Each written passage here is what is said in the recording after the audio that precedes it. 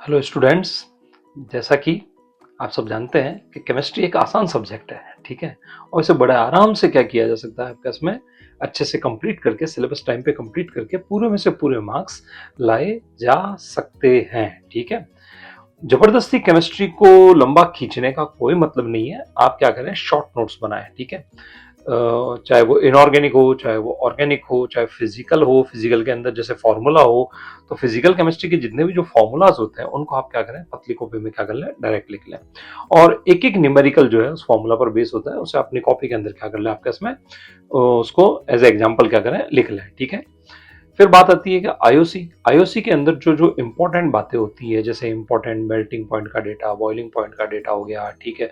Up to down के trends हो गए, लेफ्ट टू राइट के ट्रेंड्स हो गए, उन्हें आप आराम से क्या करें, आपके इसमें उसे पतली कॉपी के अंदर क्या करें, लिख लें। हमेशा हमारे पास में, चाहे वो जेई मेंस हो, चाहे वो जेई एडवांस हो, केमिकल बॉन्डिंग पे सवाल पूछे ही जाते हैं, कोऑर्डिनेशन केमिस्ट्री पे क्वेश्चन पूछे ही जाते हैं, दोनों ही आसान टॉपिक हैं।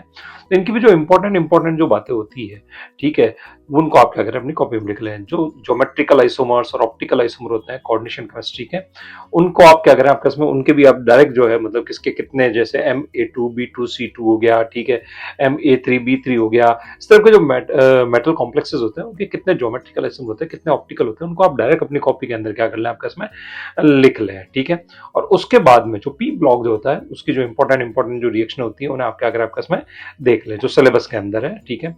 और एस ब्लॉक के अंदर जैसे आपका इसमें जितना भी जो भी पोर्शन दे रखा हाइड्रोजन के बारे में वगैरह, उस सबको आप क्या करें, शॉर्ट नोट्स बना के क्या करें, अपनी कॉपी के अंदर क्या कर लें, लिख लें, ठीक है।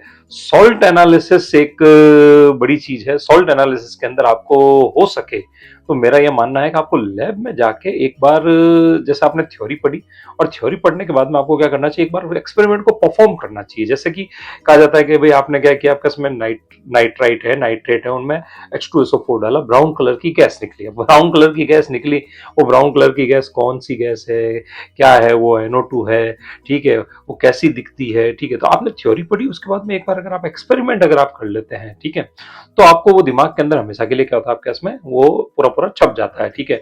जितने भी टेस्ट हो गए, क्लोराइड हो गया, क्रोमाइल क्लोराइड टेस्ट हो गया, ठीक है, तो वो पूरा क्रोमाइल क्लोराइड टेस्ट कौन कौन देते हैं, नहीं देते हैं, तो जो नहीं देते हैं वो इंपॉर्टेंट चीज होती है, उसे आप क्या करें, अपनी कॉपी के अंदर क्या कर लें, लिख लें।